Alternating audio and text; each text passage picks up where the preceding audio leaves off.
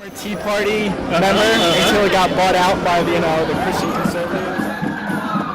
I've been unemployed for 2.5 years. I have 2 master's degrees, not doing good. $60,000 in student loans.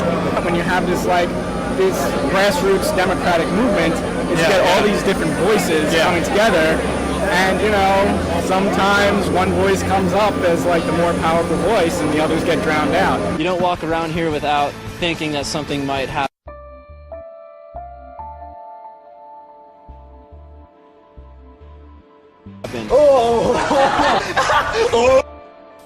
I can hear everyone right now. Alright, well, so if you know so much and all these jackass members are in this crowd, well, what about Steve-O?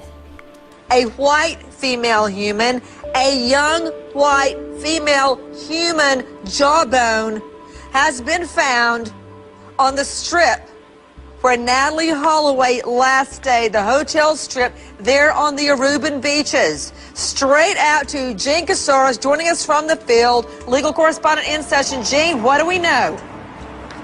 Well, we know that Aruban forensic officials took this jawbone. They have confirmed that it is the jawbone along with an attached tooth of a Caucasian young female girl. It is in the hands of The Hague tonight. Their forensic institute, they are trying to determine if it is that of Natalie Holloway. They have Holloway's DNA at The Hague, and they will make that confirmation shortly.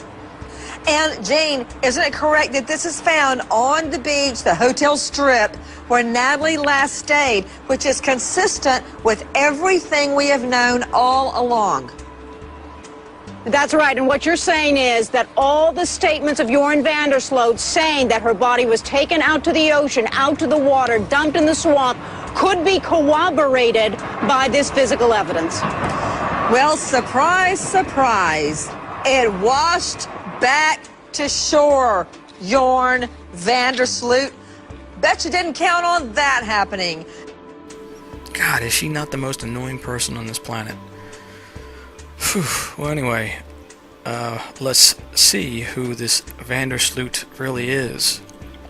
Take a listen to Joran Vandersloot confessing to Natalie's death. How do you know she's dead, Joran? I just know. How did you see it? Did you feel her pulse? Did it go in one time? I just touched her and there wasn't anything anymore. It was over. Did you try to resuscitate her? I tried everything. I even lifted her up. Will they have like Ren and Stimpy doing the voiceovers? I mean, that's just absurd. Anyway, Vandersloot is none other than Steve-O.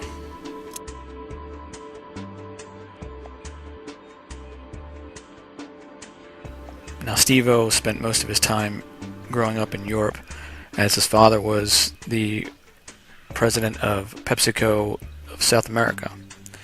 He also spends a lot of time in Canada, where his parents live now. Now, the interesting thing about the PepsiCo connection is when I investigated the Gabrielle Giffords event, some of the doctors and also some of Loeffner's neighbors worked at PepsiCo. Now, of course, these were actors. We know that because Loeffner doesn't exist. So there's a PepsiCo connection right there. And the fact that his father is a president of that division, you know they have to know that their employees are taking part in these events. So they, of course, are doing so with their blessing. But back to Dave here. See, Dave, like I said, is no first-timer to this type of scam. Remember Susan Smith, the woman that drowned her kids by running her car into the lake? I want to say to my babies that your mama loves you so much, and your daddy, this whole families love you so much. And you guys have got to be strong. Hey, I mean, they've got people everywhere looking for them. I mean, you know, you can hear the helicopters are there, and but they haven't seen anything, and it's crazy. And it's been since 9 o'clock last night, you know, and I really thought that when it got daylight, they would find them just in a heartbeat. But all I'm doing is just praying and just. When you look carefully at her husband, guess who it is? Please, as law enforcement, don't shy away. Don't feel intimidated by the parents and hinder, the investigation. Yeah, it's Dave. And don't forget who the lawyer was for this case. You got it. The same one that's the lawyer for the fictitious Loeffner, and the same one for the Unabomber, Lisa Fithian character, Medina Benjamin character. Fake. This whole thing's fake. So when you look at Susan Smith and you listen to how she speaks, she reminds you of anybody recently that had their kid abducted? I love your mama loves you so much. And your daddy and his whole family love you so much. Holly Bobo's mother. And look, Holly Bobo's father. Our daughter was taken from us yesterday morning about 8 o'clock from our house. Of course, it's Dave again. But now, Dave is wearing some makeup and he looks pretty good as his disguise. But here's the thing. They all have Facebook accounts that are accounts that are being created to support a fictitious person that they are acting as. And then they'll have another account that is a cover, that in case somebody is onto them, it'll track back to this additional person. Just as we saw with the Giffords event, and we saw it with many of the individuals in that, we could track back to a second Facebook account. And then from there, it would be a dead end. But fortunately, I found the link to the Pima County Sheriff's. So when you see his fictitious friend or his fictitious name, and then you see who that person is friends with, it makes another connection. Because that connection is the Stephanie girl from the Occupied events with Topless. She got Topless, and she also was the pepper sprayed one. She also was in the G20 crowd. Her brother is also the Fort Hood shooter. Her other brother is the other one that played in the Nevada organic farm raid. So you see the connections that these people have. This isn't a look-alike situation here. We're talking about individuals that are repeating over and over again with the same group of friends in different costumes and outfits and makeup, posing as different people in different productions that are totally unrelated to one another, but the individuals are related. And even though she went through all that trouble to hide her identity, I managed to track her down, and we'll find out who she really is in a moment. So again, this is not and has never been a case of lookalikes. These people all have very close ties. So let's go back to the original source of some of these actors. As we see, they are connected to Johnny Knoxville and the Jackass crews.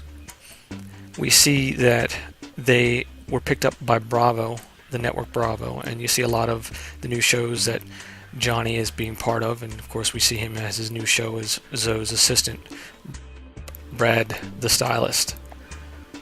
So I went back and I looked at some of the individuals that I was uncovering, and found another startling link between the characters on these shows and of course people that are on Occupied and acting as political activists. So was the Jackass crew involved in the Gabrielle Giffords event? Were they there during those times? Yeah, they were.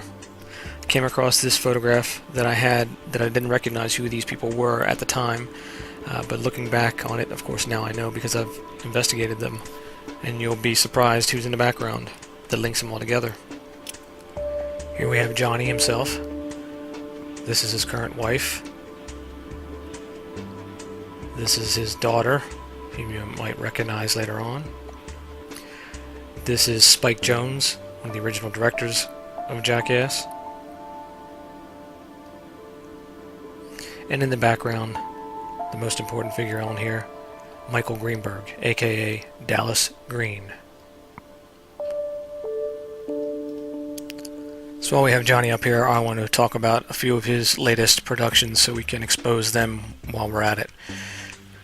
As I briefly mentioned, he just recently got his own show on the Bravo network as Brad the Stylist, Zoe's ex-stylist, but you of course know that's Johnny Knoxville, so that's pretty funny. Also on the Bravo network we have the Real Housewives of Beverly Hills, of New York, etc., playing roles in the current events like the Occupy movement. But you're going to be surprised at how high of a profile this individual is playing in another role. This of course is Ramona from the Housewives of New York. But we also see Ramona taking part in the Occupy movement in full disguise. Now another part that Ramona plays that you might not be so aware of is the mother of Casey Anthony, Cindy Anthony. Now if you're a fan of that show, you might realize that Ramona doesn't have pierced ears. So you'll notice on the mother of Anthony they use a prosthetic which is common to reshape the lobe. It's a little piece that attaches to the bottom of the lobe, and they can then have pierced earrings. They can do that with the top of the ear too, but they didn't do it on this one. They just did the bottom lobe. So we see her playing a high profile role that, of course, when you put them side by side, you can tell it's obviously her, but you wouldn't put two and two together when they're just up on the screen separately. Even if the shows were back to back, you wouldn't even think about it. So when I started matching up these individuals to multiple roles in like the same network or the same group of individuals being used over and over again, of course I went then back to the Housewives and picked out a few more that I think will shock you a little bit. If we look at the Millionaire Matchmaker, the character that plays Debbie Stanger, and we look at Kyle from the Real Housewives of Beverly Hills, they are in fact the same individual. And the best way you can actually really see it is when they're walking away from the camera with their backs towards the camera. You can really see that it's absolutely her. She just wears different makeup, different hairstyle, puts on a little bit of the accent, wears thick makeup on the Millionaire Matchmaker. So you'll be able to see that it's absolutely her. So why do the Real Housewives of Beverly Hills or New York really matter when we're talking about much bigger individuals that are playing parts in the media and in our government that are actors? Well, it's because that these individuals are still taking part in the undermining of your sense of reality. They're convincing you of a false state of realism that people use and they base their lives on, when in fact this is not. This is scripted acting. So they're contributing to basically the numbing or the dumbing down of the society by their reality shows. So I'll just quickly go through the rest of these, and you'll see how they connect together to this family and what we're talking about. Lisa Vanderpump, Beverly Hills Housewives. Get it? Vanderpump? Jacqueline Smith, clothing designer, Kmart. Taylor Armstrong, Beverly Hills Housewives, is Emily. Kim Zoliak, Atlanta Housewives, is Adrienne Maloof. And actually, this is who she really is. Nene's business partner is none other than one of the originators of Jackass, Jeff Tremaine.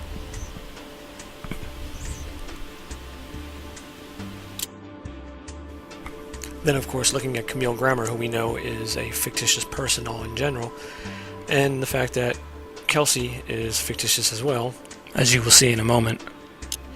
We see by their supposed son and daughter, who the daughter is, of course, Emily's daughter, Ricky, and the son is Dave England's son, Chiron.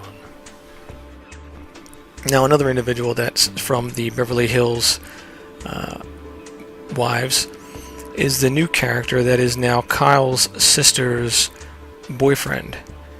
This individual, he is actually played a role in a 9/11 event, along with some of the Greenberg family members in the same special.